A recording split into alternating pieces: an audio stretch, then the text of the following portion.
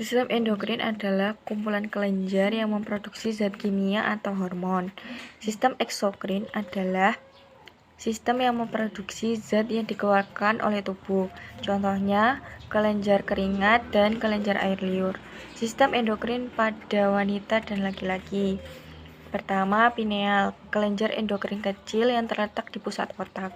Kedua, hipotalamus, struktur kecil di dasar otak yang mengatur pertumbuhan tulang dan jaringan. Yang ketiga, pituitari, kelenjar endokrin berbentuk oval kecil di dasar otak. Keempat, tiroid, kelenjar endokrin terbesar di leher yang berfungsi untuk menstimulasi metabolisme di sel tubuh. Kelima, kelenjar endokrin yang terletak di dada bagian atas. Keenam, adrenalin, bekerja saat kondisi stres. Keenam, pankreas, kelenjar pencernaan yang menghasilkan enzim. Ketujuh, ovari, pembentuk ovum. Dan yang terakhir, testis, pembentuk sperma.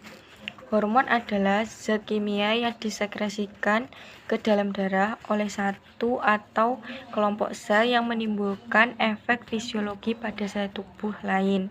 Fungsi hormon yaitu memberikan sinyal ke sel target, kemudian akan melakukan suatu tindakan tertentu. Cara kerja hormon yang pertama, parakrin, efek di sel sekitar melalui difus. Yang kedua, autokrin, efek di sekitar penghasil melalui difusi. Yang ketiga, endokrin, efek di sel yang jauh melalui sirkulasi. Kerja hormon yang pertama, perangsangan atau penghambat pertumbuhan serta apoptosis. Yang kedua, pengaktifan atau penonaktifan sistem kekebalan. Ketiga, pengatur metabolisme dan persiapan aktivitas baru. Pengaturan produksi hormon. Pengaturan produksi hormon dilakukan oleh hipotalamus. Kemudian hipotalamus akan mengontrol sekresi kelenjar melalui kelenjar pituitari. Kemudian kelenjar pituitari akan mensekresikan hormon dengan mengirim impuls saraf ke lobus posterior. Faktor regulasi adalah senyawa kimia yang mengontrol produksi hormon yang memiliki fungsi bagi tubuh, lalu dikirim ke lobus anterior oleh hipotalamus. Ada dua faktor regulasi. Yang pertama, faktor pelepas yang menyebabkan kelenjar pituitari mensekresi hormon tertentu. Yang kedua, faktor penghambat, yaitu menghentikan sekresi hormon.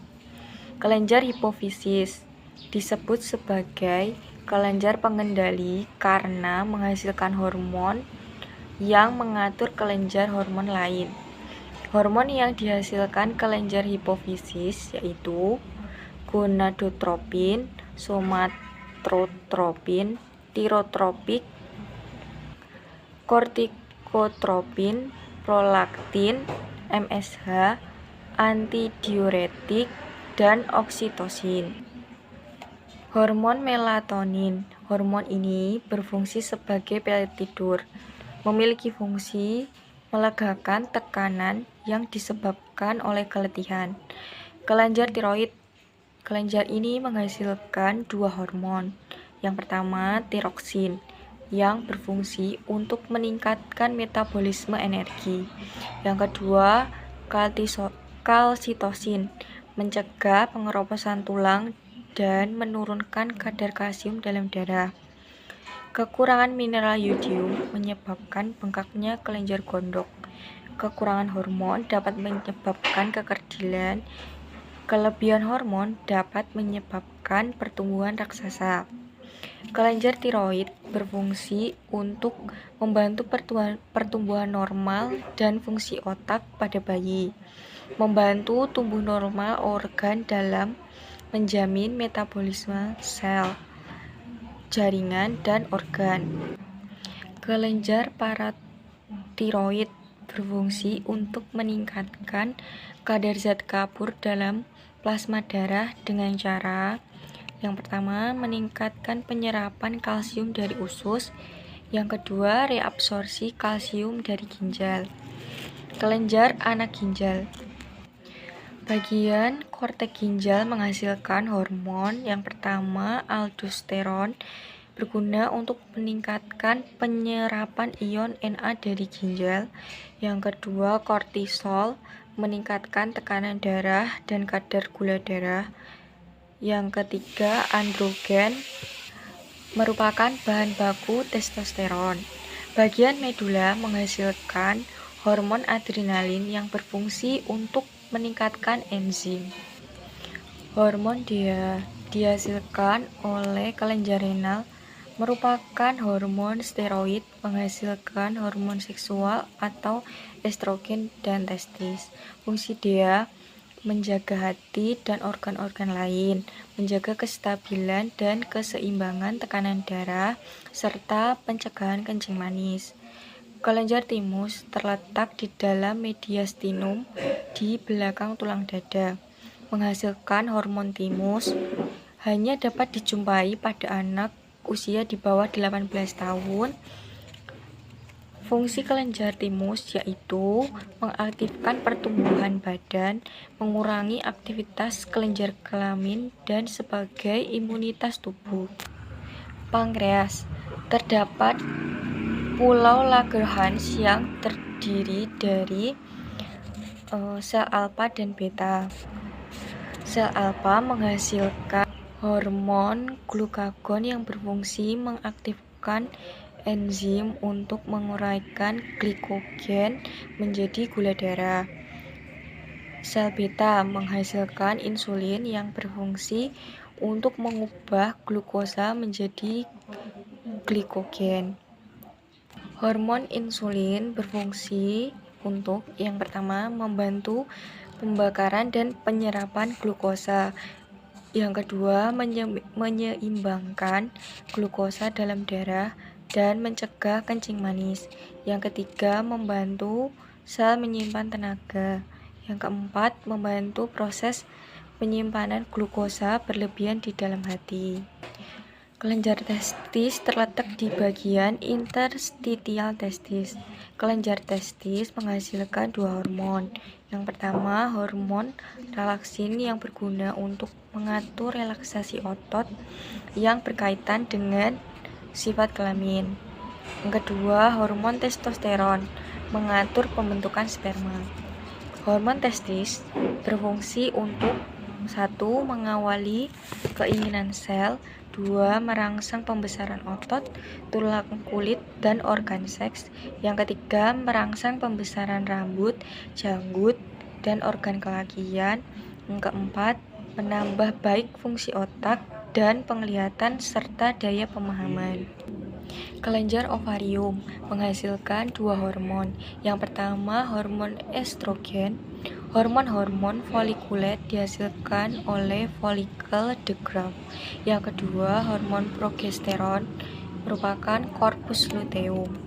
Hormon estrogen memiliki fungsi menjaga otak, mencegah menopause, menjamin pertumbuhan jaringan yang sehat, termasuk kelembapan. Hormon progesteron memiliki peran mengatur siklus menstruasi dan mengatur perkembangan ovum dan ciri sekunder wanita. Hormon korpus luteum. Hormon ini membantu uterus menyediakan keadaan yang sesuai untuk mengandung. Fungsi hormon ini membantu penebalan membran uterus saat haid, membantu tumbuhnya uterus, membantu pertumbuhan payudara. Sifat-sifat hormon. Yang pertama, hormon setempat hanya berpengaruh pada organ setempat. Misalnya, sekretin, dinding duodenum ke pankreas, kolekstikin, usus halus ke kandung empedu dan pankreas. Yang kedua, hormon umum diangkut dalam darah menuju ke seluruh tubuh dan menimbulkan reaksi, misalnya epinefrin dan norepinefrin, renin, dan angiotensin. Sebagian besar disekresi oleh kelenjar endokrin ke darah ke seluruh tubuh. Misalnya, growth hormone merupakan pertumbuhan di seluruh bagian tubuh. Hormon tiroid adalah meningkatkan kecepatan reaksi sel kimia. Sebagian kecil hanya mempengaruhi jaringan target, misalnya adrenokortikotropin dan hormon ovarium. Pembagian hormon menurut struktur biokimia seperti stenoid, amin, dan protein. Menurut kelarutan ada kelarutan air, misalnya peptisida, dan larut lemak, misalnya stenoid dan tiroid.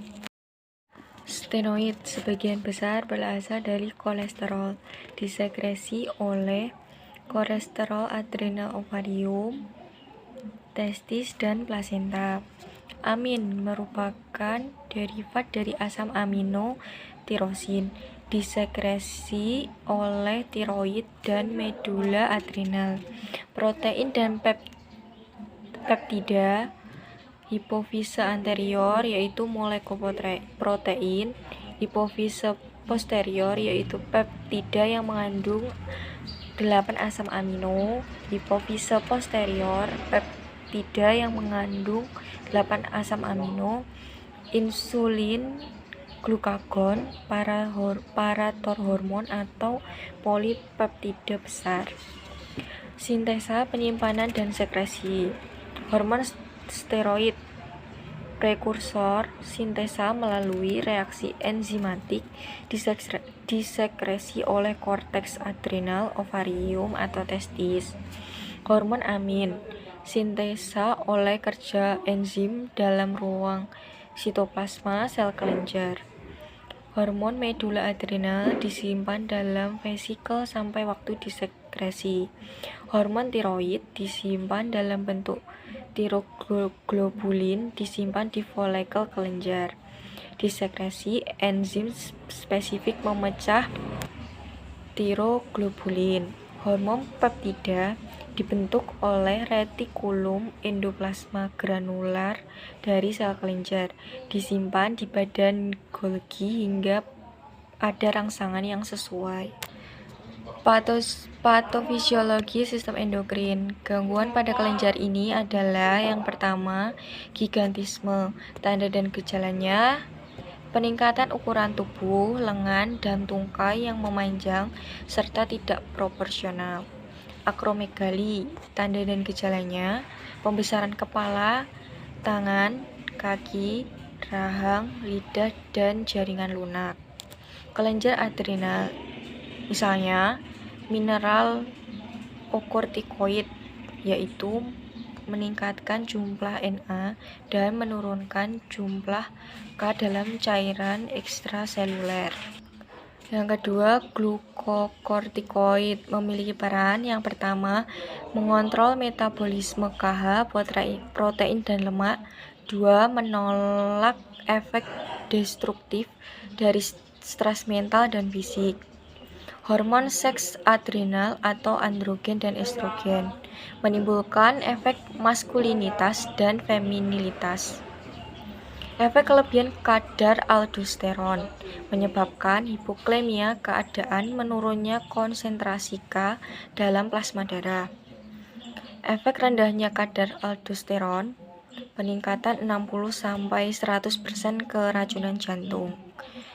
Kortisol yang berlebihan menyebabkan sindrom Cushing yang ditandai oleh glukosa tercampur dalam urin dan sebagian glukosa diendapkan sebagai lemak tubuh di atas bahu dan wajah.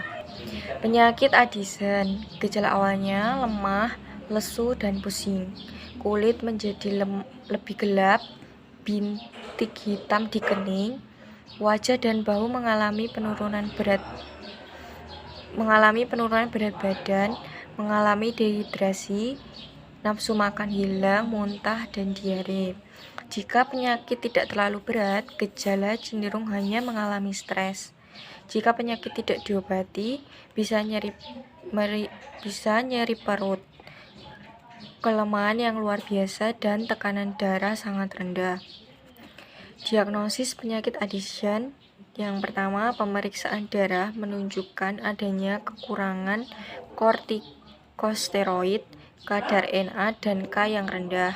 Yang kedua, penilaian fungsi ginjal biasanya menunjukkan ginjal tidak bekerja dengan baik. Yang ketiga, ronsen dan CT scan perut menunjukkan adanya pengapuran kelenjar adrenal. Pengobatannya harus diobati dengan hormon steroid yang dihasilkan di kulit kelenjar adrenal. Jika sangat berat, diberikan kortisol intravena, kemudian dilanjutkan dengan tablet prednison. Gangguan kelenjar tiroid yang pertama, hipertiroid, yaitu kondisi medis yang ditandai dengan kadar hormon tiroid yang berlebihan. Hormon tiroid mempengaruhi kecepatan metabolisme tubuh.